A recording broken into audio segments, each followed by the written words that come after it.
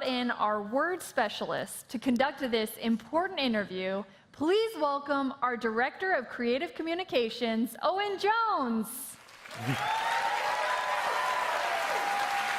Thank you, Lydia. Thanks. So, I am lucky enough to be sitting here with two of our amazing developers. You guys primarily work on the Bedrock version of the game, right? Yep, correct. So, who are you? Yeah, so I'm Jason Major. I've been on Bedrock for about 4 years now. And I'm Adrian. I've been on Bedrock for about 2 years, and I help deliver add-ons. Well, thank you so much for coming along to talk to me. Like today, we're going to be talking mostly about the add-ons. Correct. Now, they exist in a version of the game we describe as Bedrock. Can you just give me a brief on what that version is? Yeah, so Bedrock is the kind of what we internally call the version of Minecraft that runs on most of the mobile devices. So iPhone, Android, Kindle, along with the Xbox, and we just recently released Switch, and also Windows 10. And you can play cross-platform between all those different editions as well, right? Yeah. We've also been adding new things to the Bedrock version over the years. We've added, you can get texture packs and skins. Now you can even access servers on there. Yep. So there's loads of cool features in that version, which we're kind of proud of.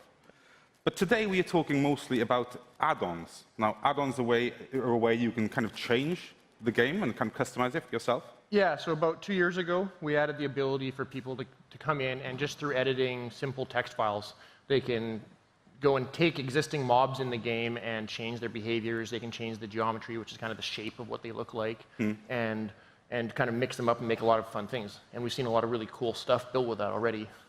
And I think over time, we've managed to give people more and more kind of power to create even more unique entities or unique mobs in the game. Yeah.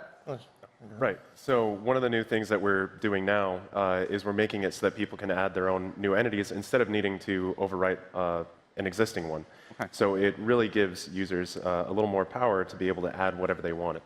So previously, if I kind of changed the look of a chicken in the game, I think we have a little video about this, a chicken in the game, and it became a duck, it would kind of replace the chicken. But now, as this shows, you can kind of have both.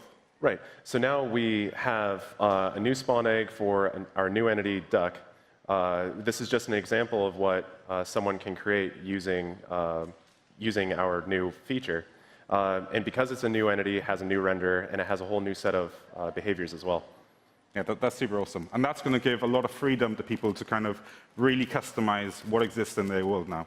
Yep. Right. Yeah, one of the cool things in that is we kind of show the baby duck when it comes out as yellow. So like that's, again, is just editing simple files. So in those files, you can basically just put like a single line of text, basically say, if it's a baby, like use this texture, otherwise use this other texture. Very cool. You have a lot of control there now. That's awesome. We've also kind of looked into how you can place these new entities in the world as well, right? So yeah, so definitely like in the past with add-ons, you're constrained by the thing that you overrode would determine where it would spawn. So if you tried to override a polar bear, for instance, it would only ever spawn in ice flats. Gotcha. And that is kind of challenging. And then also with like marketplace content and other things, sometimes you're like, well, in my world, I don't want creepers to spawn ever. And they have no way to turn that off. So what we've got now is we have another data-driven text file way you can kind of specify, like, this thing shows up under these conditions in the world, so these sort of biomes or this lighting levels and stuff like that. You can even say things like, this thing's more likely to spawn in the rain and stuff like that. So I think you guys made a scorpion, right? Yeah, so it's got just kind of a wandering around the desert, encounter this little guy, so it never spawned him myself. And he's got some bigger friends. I mean, you can see the kind of power of the add-on there. I mean, you can make something kind of pretty much unique. Correct. Yeah. And here you can spawn them without using spawn eggs, that's right? This is another new feature we're adding? Right. So in addition to getting a spawn egg, we also, when you add your new entity using just a JSON file, it hooks up to the commands. You can use it in spawner blocks, everything. That's awesome. Very, very cool. So we've been talking a bit about the kind of functionality of these new entities, which is obviously really cool and really valuable. But we're also trying to change how people can visualize their entities, how they can affect how they look and feel in the game also. Right. So something that we've done is we've made it so that in addition to just adding a new entity, we didn't want to constrain the users to using any of the animations that exist with vanilla entities. So you can specify, you can add your own new animations, mix or match existing ones. And so that's something that we see with our next guy here. Yeah, so you made a kind of skeleton kind of beast guy here, we can see. Yeah, this one was a lot of fun because we actually got, like, we wanted to show off something that is obviously not using existing animations in the game. So he's got his upper torso, he's got his rear up animation, kicks at you, and stuff like that, which is obviously new. So we can see this is kind of the body of a horse, the torso of a skeleton, and kind of new animations. Yeah, I like to call him the Skeletor. Yeah, yeah, of course. Cool. I mean, this all looks really interesting. I noticed you guys are making kind of scorpions and skeletons and stuff. Have you thought about making any kind of nice, cute mobs in the game yet? Yeah, the next one has something that I personally think is really cute. They're kind of small and furry. So this first guy, he kind of brings them up. But there's the little cute guys. So you got the nice little spiders that I added in. I think they're super cute. They are not cute. And then, but this whole video is just kind of showing the power of what you can actually build when you pull it all together. So we got custom animations, custom rendering of these guys. The spiders have a new custom particle effect that can be, so you make new effects on stuff. So we can hook it up to say this effect trails and plays on this guy all the time. There's a effect that plays when they get spawned and summoned in the world. And yeah, you can just kind of see that, like, you basically made like a little mini boss type, pretty crazy mob.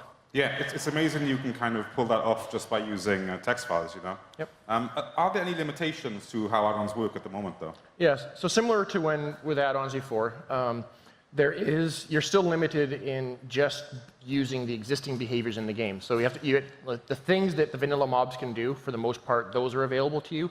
But if you really want to do something completely unique that no mob in Minecraft has ever done before, then there's still some limits. So we are actually announcing that we will be having our long-awaited scripting tech preview. So that'll be coming out this year. The focus for this preview is more around...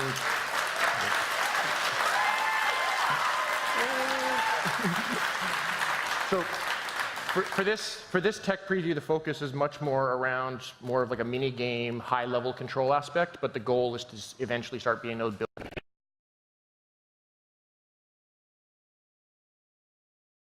back on. That sounds fantastic. I mean, we can tell people are really happy about that, so that's awesome. And when can players get their hands on these new add-on features? Yeah, so the stuff we've been showing today is we will have that out in a beta in October, and we will have it available for everyone on Bedrock later this year. Fantastic. Thank you so much. That's really awesome.